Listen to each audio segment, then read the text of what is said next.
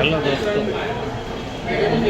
આપણે ઈરાનીમાં મસ્કાબન ખાવા આવી ગયા હતા અને મસ્કાબન અમને લઈ લીધા. આપણા છે મસ્કાબન અને ચા. અહીંના મસ્કાબન બહુ પ્રખ્યાત છે, એટલે આપણે સ્પેશિયલી ખાવા આજે આવી ગયા.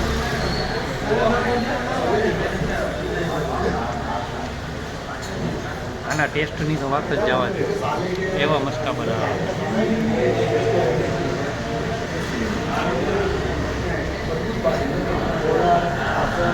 અમદાવાદ આવો ત્યારે અહીંના મસ્કાબન ખાસ કાઢો.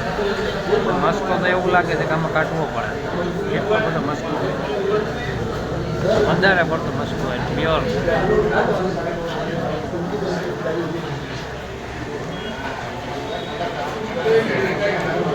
જ્યારે અમદાવાદ આવું ત્યારે મસ્કાબનને ચા ઈરાનીમાં ખાવા છે. સ્વાદ એકદમ સારો છે અને બધી રીતે સારું. આખો દિવસ આપણે બધી વાંધો ના આવે.